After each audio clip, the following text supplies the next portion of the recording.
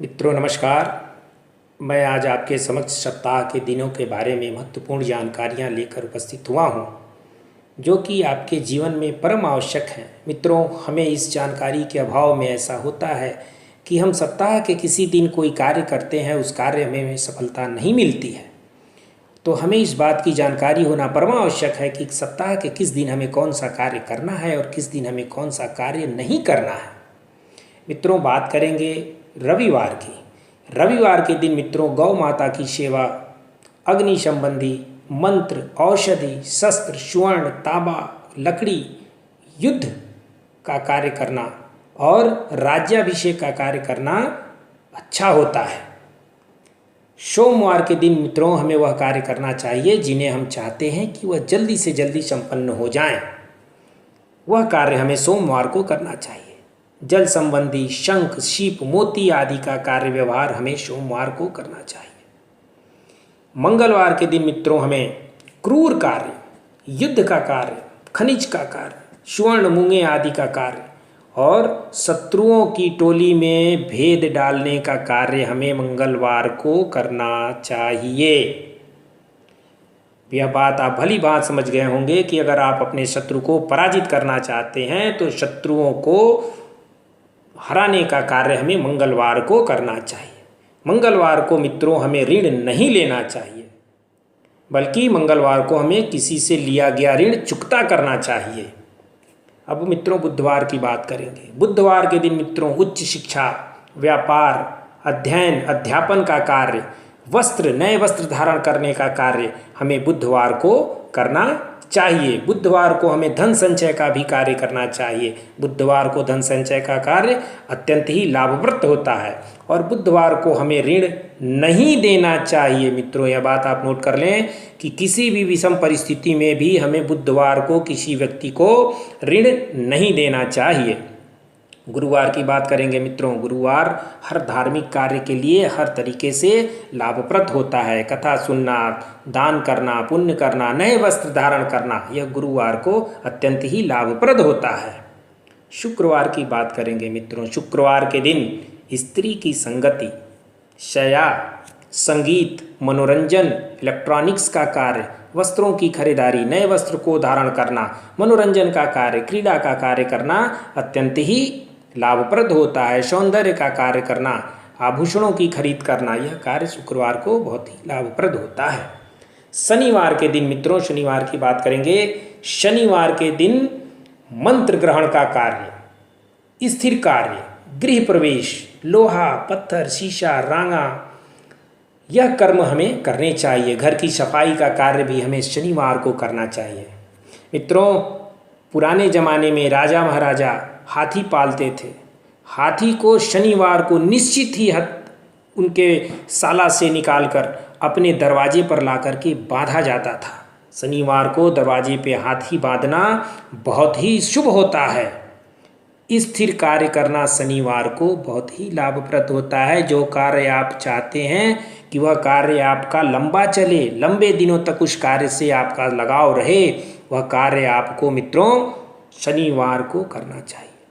वैसे तो बुधवार, शुक्रवार और बृहस्पतिवार हर कार्य के लिए प्रशस्त होते हैं, लेकिन इन दिनों नए वस्त्र का धारण करना, अपने लाभ की चीज़ों की खरीदारी करना बहुत ही अच्छा होता है। रविवार और मंगलवार, शनिवार शुभ कार्यों के लिए सदैव ही वर्जित रहे हैं, इसलिए इस दिन शुभ कार्य करने से हमें बचना चाहिए। मित्रों, अब मित्रों हम बात करेंगे कि सप्ताह के किस दिन हमें किस दिशा की यात्रा करनी चाहिए और किस दिन हमें यात्रा नहीं करनी चाहिए। मित्रों, सोमवार, शनिवार को पूर्व दिशा की यात्रा नहीं करनी चाहिए और मंगलवार, बुधवार को उत्तर दिशा में यात्रा नहीं करनी चाहिए। मंगलवार और बुधवार को उत्तर दिशा में यात्रा करना काल को आमंत्रण देना माना जाता है। रविवार और शुक्रवार को पश्चिम दिशा में यात्रा करने से हानि एवं दुख की प्राप्ति होती है। गुरुवार को दक्षिण दिशा में यात्रा नहीं करनी चाहिए, क्योंकि यात्रा से वापस आने की संभावनाएं कम हो जाती हैं। मित्रों, अगर विषम परिस्थितियां उत्पन्न ही हो जाएं और हमें इन दिनों में इन दिशा की यात्रा करनी पड़े, तो हमें उनका निराकरण करके, उनका उपाय करके तभी हमें इन दिशा में यात्रा करने की योजना बनानी चाहिए। सोमवार को अगर हमें यात्रा करने की आवश्यकता पड़ी जाए पूर्व दिशा के मित्रों, तो दही का सेवन करके और ओम नमः शिवाय मंत्र का जप करते हुए ही यात्रा आरंभ करनी चाहिए। और शनिवार को अगर पूर्व दिशा में यात्रा करनी ही पड़ जाए तो उड़द के दाने पूर्व दिशा में चढ़ाकर कुछ दाने स्वयं ग्रहण कर और शनि गायत्री मंत्र का जाप कर तभी यात्रा आरंभ करनी चाहिए। मंगलवार और बुधवार को यात्रा करना अगर जरूरी हो तो मंगलवार को अगर आप यात्रा आरंभ करते हैं उत्तर दिशा की, तो मित्रों गुड़ का सेवन करके और गुड़ का दान करके और मंगल गायत्री मंत्र का जप करके ही तभी यात्रा आरंभ करनी चाहिए। और बुधवार को उत्तर दिशा की यात्रा करना अगर परमावश्यक हो गया हो तो तिल और गुड़ का दान करें और उसी से बने पकवान का सेवन करें और बुद्ध गायत्री मंत्र का पाठ कर तभी अपनी यात्रा आप आरंभ करें। मित्रों, रविवार एवं शुक्रवार को पश्चिम दिशा में यात्रा करना निषेध बताया है मित्रों, परंतु अगर परम आवश्यक हो जाए तो रविवार के दिन पश्चिम दिशा की यात्रा करने से पूर्व शुद्ध गाय के घी का सेवन करने के उपरांत ही और सूर्य गायत्री मंत्र का जप करने के उपरांत ही अपनी यात्रा आपको आरंभ करनी है। और गुरुवार को दक्षिण दिशा में यात्रा करना सर्वथा वर्जित है, लेकिन अगर आप करना ही चाहते हैं तो आप सूर्योदय के पूर्व उठें, स्नान करने के पश्चात एक गीले कपड़े में 5 नींबू लपेटकर उसे दक्षिण दिशा में फेंक दें और दही का सेवन करें। उसके उपरांत गुरु गायत्री मंत्र का जप करके ही आपको यात्रा आरंभ करनी है। इन चीज़ों का आपको पालन करने के उपरांत ही निषेध दिवस में यात्रा आरंभ करना आपके लिए मंगलमय होगा। मित्रों, अब हम बात करेंगे शकुन की कि यात्रा के समय अगर आपको कुछ ऐसी चीज़ें दिखाई दें जो कि हमारे शास्त्रों के अनुसार वर्जित हैं तो हमें यात्रा करनी है या यात्रा नहीं करनी है। अगर यात्रा आरंभ करते समय मित्रों घर से निकलते समय हमें अगर यह चीज़ दृष्टिगोचर होती है, जैसे कि काला कपड़ा, हड्डी, सर्प, नमक, चर्बी, उन्मत्त पुरुष, रोगी व्यक्ति, जलता हुआ गृह, भैंसों की लड़ाई, बिलाव का युद्ध, लाल वस्त्र, सामने खाली घड़ा, बिल्ली द्वारा रास्ता का काटना, अगर यह चीज़ें हमें दृष्टिगोचर होती हैं तो हमें यात्रा तत्काल ही रोक देनी चाहिए, अर्थात हमें यात्रा नहीं करनी चाहिए। यह सब चीज़ें दृष्टिगोचर उतने के उपरांत अगर हम यात्रा करते हैं तो यह निश्चित ही है कि हमें यात्रा में कष्ट का सामना करना ही पड़ेगा।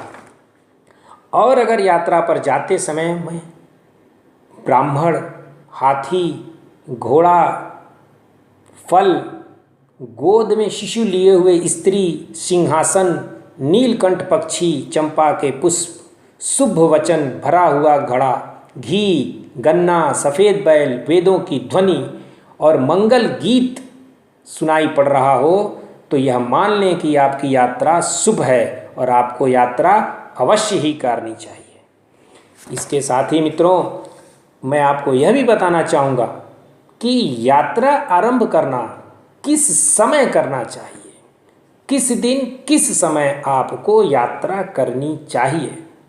अगर मित्रों आपको पूर्व दिशा की यात्रा करनी हो तो पूर्व दिशा की यात्रा मित्रों हमेशा संध्या के समय गोधूली बेला में आरंभ करना चाहिए।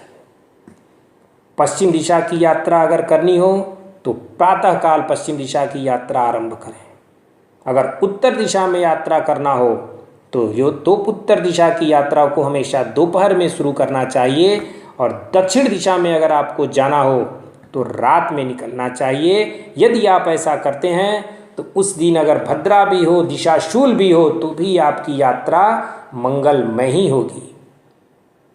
मित्रों अब मैं आपको कुछ और चीज़ें बताना चाह रहा हूँ कि अगर आप यात्रा करते हैं तो यात्रा के वक्त अगर आपको कुछ चीज़ें दृष्टिगोचर होती हैं तो यह आप मान लें कि जिस कार्य से आप जा रहे हैं वह कार्य आपका निश्चित ही सिद्ध हो जाएगा। अगर मित्रों यात्रा करते समय रास्ते में अगर आपको कहीं नेवला मिल जाए नीलकंठ पक्षी बाईं ओर चारा खा रहा हो, दाहिने ओर खेत में कौवा हो, तो समझ लीजिए जिस कार्य से आप निकल रहे हैं वह कार्य अवश्य ही सिद्ध हो जाएगा। यात्रा पे जाते समय अगर बार बार लोमड़ी दिखाई पड़े, बाईं ओर से दाईं ओर हिरण निकल जाए, तो समझ लीजिए आपकी यात्रा शुभ और सिद्ध है। इसी के साथ ही मित्रों मैं आज का विषय समाप्त करता हूँ। मैं समझता हूँ आपको अवश्य ही पसंद आएगा। नमस्कार।